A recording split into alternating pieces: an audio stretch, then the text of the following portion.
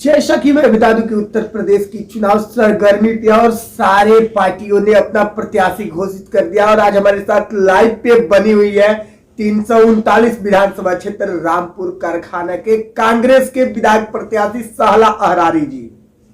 नमस्कार, मैं अनुराग और आप देख रहे हैं डेली लाइव न्यूज।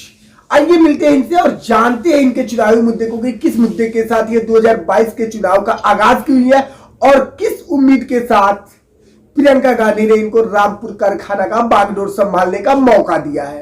तो डेली लाइव न्यूज चैनल में स्वागत है आपका मैडम। धन्यवाद मैडम, सबसे मुख्य बात यहाँ पर यह आ रही है, बहुत सारे प्रत्याशी जो है कांग्रेस से टिकट लेने के लिए लाइन में लगे हुए थे, लेकिन प्रियंका गांधी ने ही आपको ही चुना, ऐसा क्यों?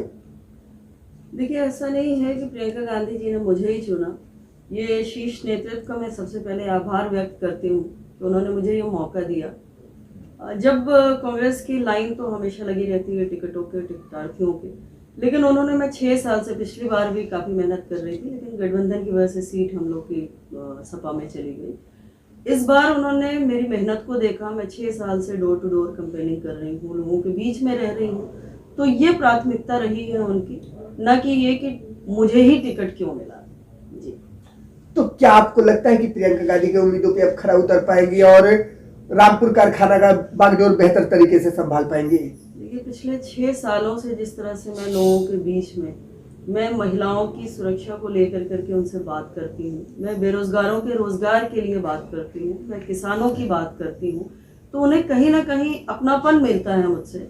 और हर दुख दर्द में मैं खड़ी रहती हूँ, चाहे उनकी खुशी का मौका हो, चाहे उनकी गमी का मौका हो। मैं भरसक प्रयास करती हूँ कि मैं उनके, क्योंकि जनप्रतिनिधि यही होता है, जनप्रतिनिधि जनता की ही प्रतिनिधि करता है। लेकिन शायद आज का जो परिवेश है उसमें हम लोग ये भूल चुके हैं कि जनता की सेवा करने के लिए नहीं, खुद के मेवा के लिए लोग पार्टी में आना चाहते हैं। और कहीं ना कहीं लोगों ने राजनीति का परिकरण भी बहुत खराब किया, जो मैं सुधारना चाहती हूँ। तो किस उम्मीद के साथ और किस विश्वास के साथ प्रियंका गांधी ने आपको बागडोर संभालने का मौका दिया है?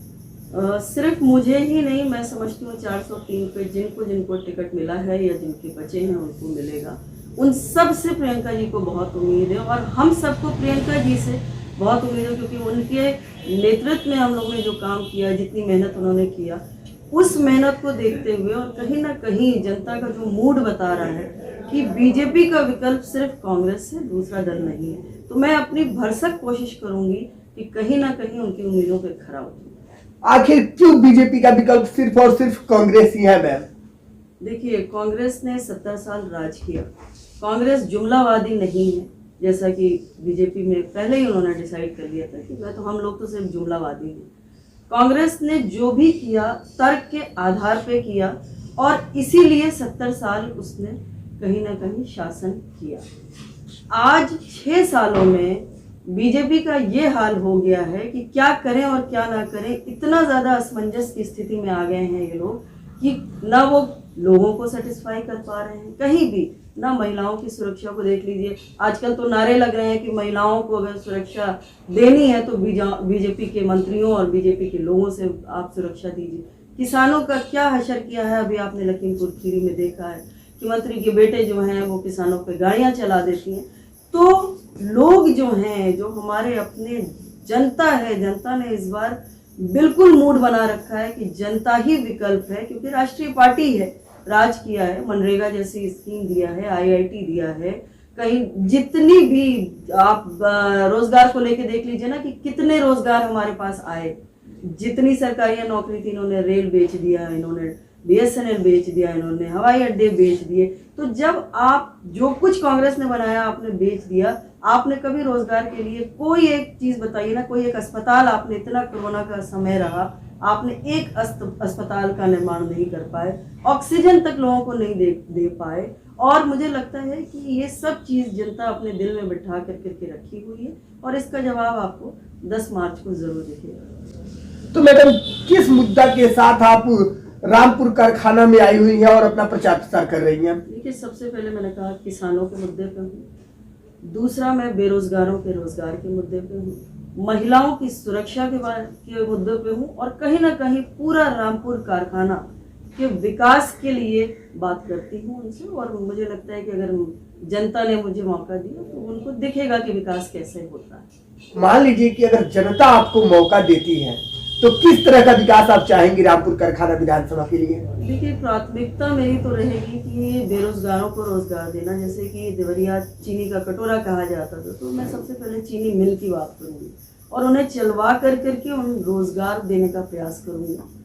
दूसरी, मैं जब निकलती हूँ रामपुर में, बहुत विधायक रहे, कोई 2 बार का विधायक है, कोई 1 बार का विधायक है, लेकिन सड़कों का हाल इतना बेकार है कि आपका चलना मुश्किल है। तीसरा, बिजली व्यवस्था बहुत खराब है, लोगों को व्यवस्था नहीं मिल रही है। तो ये सब प्राथमिकता रहेगी मेरी अगर जनता ने मुझे मौका दिया।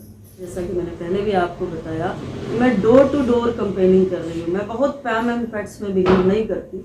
मैं ये सोचती हूँ कि सीधा कनेक्शन जनता पे ज़्यादा जाता है, और जिस तरह का वो मुझे आश्वासन दे रहे हैं और जिस तरह की बातें कर रहे हैं, मुझे पूरी उम्मीद है कि 32 साल से हम कांग्रेस सरकार में नहीं हैं, यूपी में नहीं हैं, तो कहीं ना कहीं एक मौका, मैं जनता से अपील भी करूंगी आपके चैनल के माध्यम से कि एक मौका ये हम लोग को ज़रूर दें, और ताकि हम दिखाएं कि विकास कैसे होता है। क्या आपको लगता है कि उत्तर प्रदेश में कांग्रेस की सरकार बनेगी और प्रियंका गांधी जी और राहुल गांधी जी को नेतृत्व करने का मौका मिलेगा? बिल्कुल, मैं लगता क्या है, हम सरकार बनाने ही जा रहे हैं। कितने सीटों पर आपकी सरकार बनेगी मैडम? देखिए, मैंने कहा ना कि हम जुमलावादी नहीं है, हम तर्कवादी हैं। ये कह देना क्योंकि नंबर्स देना हमारा काम नहीं है, क्योंकि ईवीएम के घोटाले हमें नहीं करना है। हम जनता से सीधे रूबरू हो रहे हैं, और मुझे लगता है कि मेजॉरिटी में हमें वो ले आएगी। तो लाइव के माध्यम से आपको आपके रामपुर कारखाना विधानसभा की जनता भी देख रही है, जनता को क्या संदेश देना चाहेंगे आप 2022 के चुनाव को लेकर? सबसे पहले तो मैं ये कहूंगी कि आपने सबको मौका दे करके देखा है, एक बार कांग्रेस को भी मौका दे करके देखिए कि विकास किसको कहते हैं।